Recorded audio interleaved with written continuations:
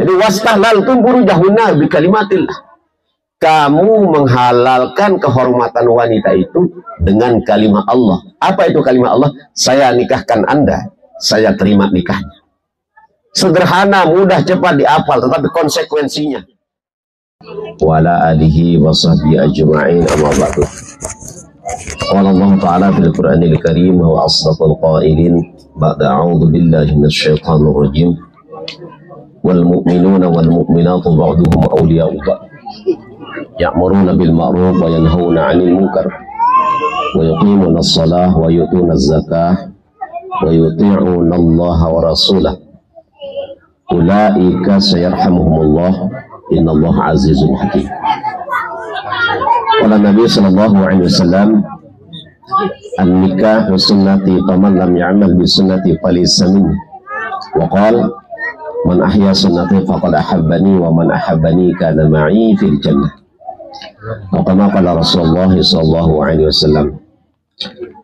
Al-mukarramun, para tuan guru, para ustaz, segenap saksi nikah yang dimuliakan dan dirahmati oleh Allah Subhanahu wa taala, dan kepada kedua mempelai yang insya Allah saat ini hatinya lagi berbunga-bunga, kita bersyukur kepada Allah Subhanahu wa taala di mana pada siang menjelang pagi menjelang siang ini kita bisa menghadiri undangan Sulhul Hajah dalam rangka menyaksikan pernikahan kedua ananda kita. Mudah-mudahan kehadiran kita bersama ini sekaligus memberikan doa restu kepada mereka berdua. Kiranya Allah Subhanahu wa taala nanti akan memberikan dia keturunan yang soleh, yang solehah, yang alim, yang alimah, hafizah, bermanfaat bagi agama, terutama sekali masyarakat, nusa dan bangsa. Salawat serta salam semoga tetap tercurah keharibaan junjungan alam Nabi besar Muhammad sallallahu alaihi wasallam, yang atas berkat perjuangan beliau alhamdulillah kita berada dalam hidayah Allah Subhanahu wa taala. Hadirin rahimakumullah, nasab perkawinan niki adalah bagian terpenting daripada prosesi ijab kabul. Cuma itu kadang-kadang parantan nasab perkawinan niki untuk si merari doang, bukti nama sepi niki. Padahal untuk kita semua. Maka sebetulnya paling pas ya, sebelum ijab kabul itu sudah nasihat, sehingga semua sudah bisa dengar ya. Padahal baru anda nerima pas laku nyurak, pas nak kena nerima niki umbeknya iya kayak cemuh dengan nerima ya. Ibu-ibu ini terutama subhanallah nyurak luar biasa berkekokoh. Tapi alhamdulillah niki bagian daripada wujud syukur kita kepada Allah Subhanahu wa taala ya, atas terselesainya proses ijab kabul niki. Memang niki perkara molah-molah sengke, kadang-kadang itu ngeger nih, apalagi pengantin ibu yang kena hadapi nikman ngeger nerima, nikman ngeger dan sebagainya dan seterusnya. Hadirin yang dimuliakan dan dirahmati oleh Allah Subhanahu wa taala, dan kepada kedua mempelai rahimakumullah. Pertama kepada Suhandi, saat ini Anda adalah resmi menjadi seorang suami.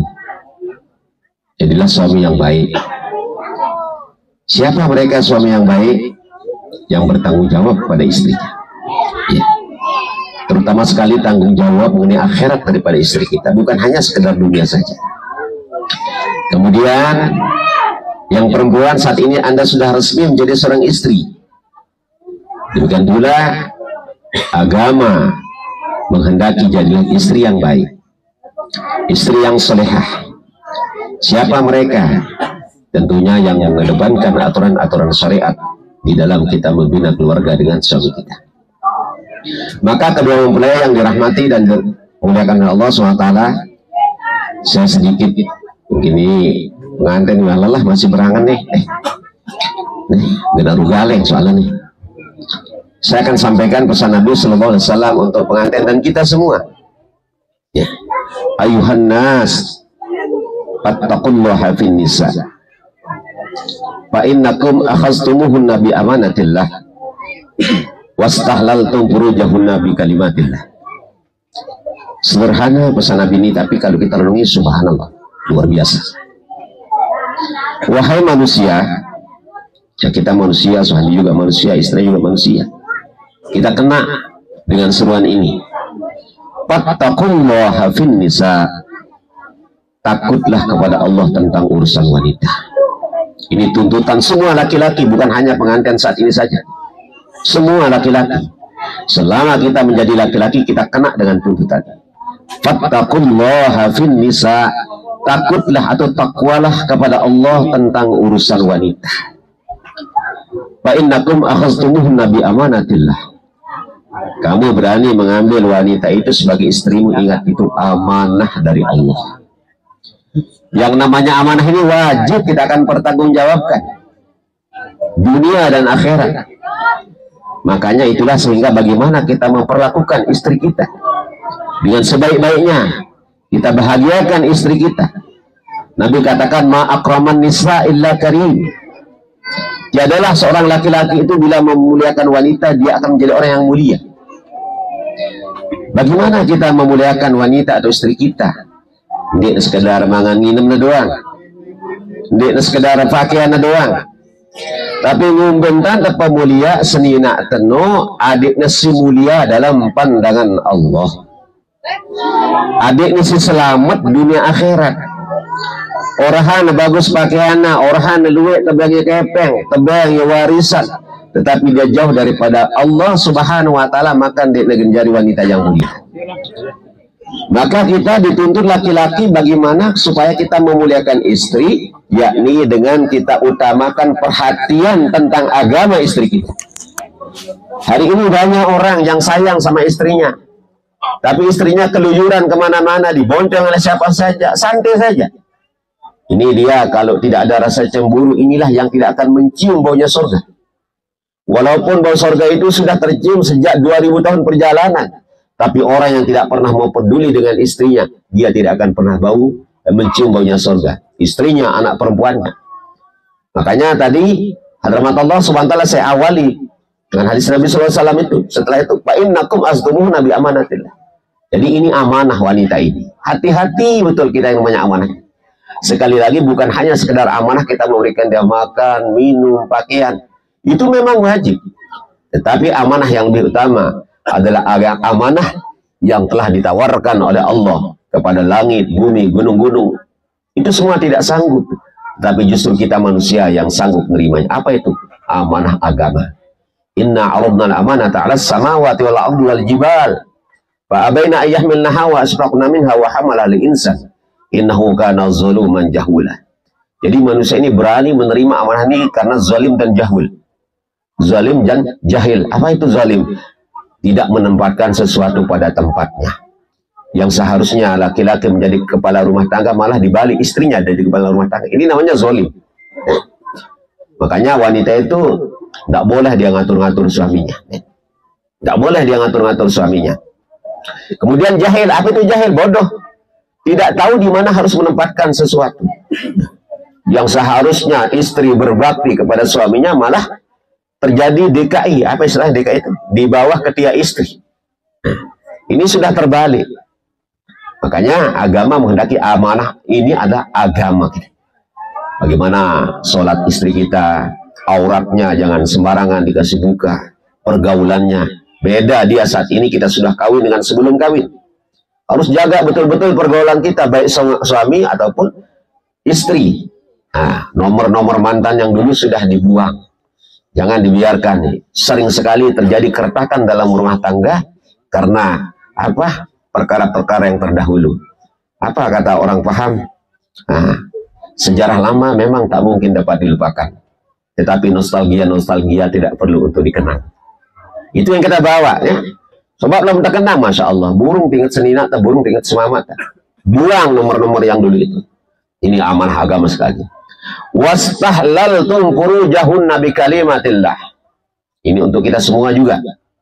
Kalian menghalalkan kehormatan wanita itu dengan kalimah Allah.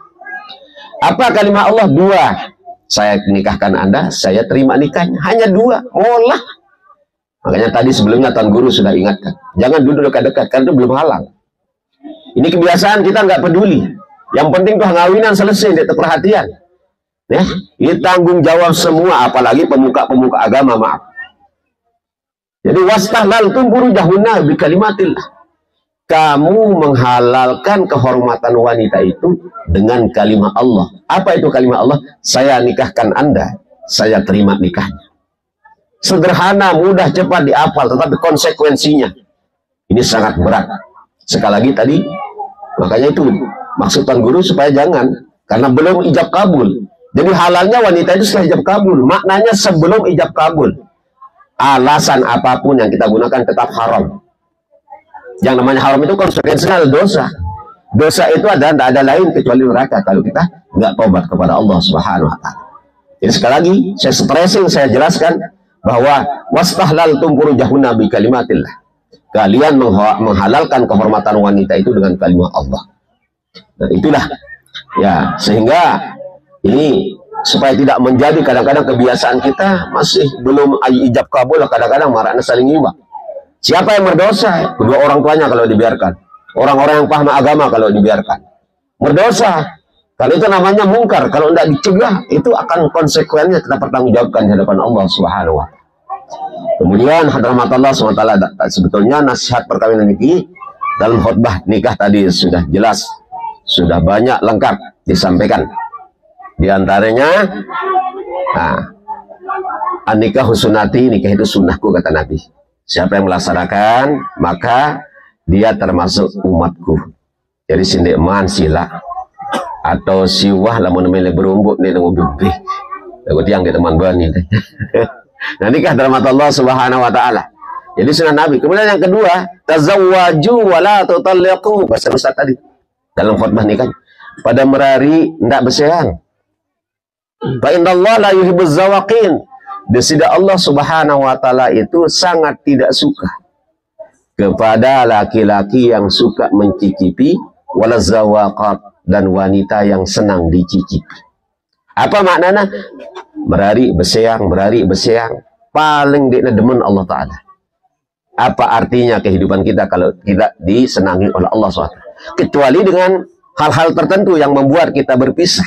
Nah, tetapi tidak ada alasan gara-gara kurang sia nasi, kurang sia jangkela, atau kurang tebeng kepeng, tebelaku bersiang, Allah tidak senang. Demikian pula, jadi laki-laki itu tidak secepat itu sekedik-kedik ngambil keputusan bersiang. Ada tahapan-tahapan, makanya kita perlu sabar. Dalam teman jalannya kehidupan rumah tangga no, arannya kita manusia pasti wajib entah dengan arak cobaan, arak tantangan, arak rintangan. Tetapi disitulah seharusnya kita menyadari ketika kita dicoba, diuji oleh Allah SWT, itu pertanda Allah senang dengan kita, Allah sayang dengan kita. Maka itulah sehingga wala zawaqat. Kadang-kadang dengan niki mentang-mentang duit kepeng, masya Allah, merari bersiang malik, itu tidak disukai Allah Subhanahu wa Ta'ala. Bahkan dalam akhir khutbah tadi, tazawwajun nisa apa innahunna ya'tina bil mal. Nikahilah wanita-wanita itu. Jadi ini kalimatnya kalimat jama', kalau bisa bukan hanya satu. Kalau bisa bersikap adil, tapi kalau enggak jangan coba-coba. Karena apa? Orang yang nikah itu, wanita itu akan datang membawa rezeki. Wa innahunna ya'tina bil mal. Karena sesungguhnya wanita itu akan datang membawa rezeki. Sindeman merari jangan takut. Di narasi penimpan anak dengan kan ini salah. Karena apa? Rezeki kita sudah ditanggung oleh Allah. Jangankan impan anak dengan, impan diri doang dia terbau. Lamun tandelan diri, tetapi kita punya Allah. Kita harus punya keyakinan. Nah, kita harus punya keyakinan bahwa fa innahunna ya'tina bil mal. Lamun tamarari niki rezeki kita tertanggung sudah Allah Subhanahu wa Ta'ala. Tetapi lamun tenikman bau karena banyak pertimbangan sehingga Nabi ajarkan untuk kita melakukan puasa. Kemudian kepada mempelai perempuan, ya sekali lagi dampingilah suamimu dalam keadaan suka dan duka. Hibur mereka ketika dalam kesusahan. Ikut bermusyawarah atau selesaikan segala masalah dengan bermusyawarah. Jadilah wanita yang solehah sebagaimana dikatakan oleh Nabi. Dia wanita soleh ini pertama kalau dia jaga sholat yang 5 waktu. Kemudian yang kedua dia jaga puasa di bulan Ramadan. Yang ketiga dia jaga ketaatannya kepada suaminya. Yang keempat dia memelihara daripada kehormatannya.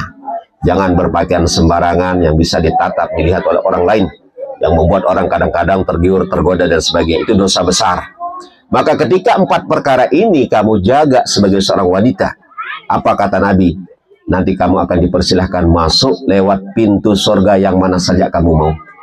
Jadi pintu surga itu ada 8. Kamu pilih mana-mana, silahkan masuk. Masuklah ke dalam surga lewat pintu mana saja yang kamu mau. Sholat 5 waktu jaga. Ketika sudah tiba waktu, lamun berlaku semamak bibaris sembahyang dulu akan. Apa jak berlaku? Ya, kita harus paham. Kemudian taat kepada suami. Si puasa bulan Ramadan, alhamdulillah sudah. Taat kepada suami, apapun kita perintah si semamak bi, selama itu perintah tidak melanggar aturan Allah atau perintah Allah, tetap wajib. Hatta umpama kita larang juga balik dengan tuabi dia kanggu. Namun dia kita bang sama harus ada izin. Tetapi segera ada kita masih sebagai semamak dia tekan malah ngizinan. Dan dia selalu menyampaikan kalau ada orang tua yang datang anaknya, tanya dia ketuan, wah bikin ada izin dia semamak. Karena kita akan mendapatkan dosa balamun tante masih. Lamun tadi. Kadang-kadang kita dengan tuan ini demen kita anak terdatang, dia tak ketuan, apakah dia dengan izin semamana? Sebab kita juga akan kena imbasnya. Nah, jadi itulah sehingga apa namanya, selama tidak melanggar aturan syariat itu wajib kamu taati suami. Lamun sampai melanggar aturan syariat, dia wajib taat. Misalnya dia nabi yang berjilbah, dia nabi yang sembahyang, dia nabi yang puasa, kecuali puasa-puasa sunnah. Justru dia bikanggo puasa sunnah haram. Lamun dia bitabang si semama bi atau semua wanita tidak boleh dia melakukan walaupun ibadah tapi sunnah kalau dilarang oleh suami. Saya tahu dia nunggu galeng-galeng dan sebagainya kan, nyampah tengah hari kalau dalam keadaan puasa dia mau. Itulah sehingga apa namanya kita dilarang. Maka sekali lagi kalau 4 perkara itu kamu pegang, insya Allah maka Allah akan persilahkan kamu masuk lewat pintu surga mana saja yang kamu sukai. Nah inilah barangkali terakhir sekali lagi, apapun keadaan kita hadapi selesaikan dengan musyawarah, minta pertolongan kepada Allah. Wasta'inu bis sabri wassalah.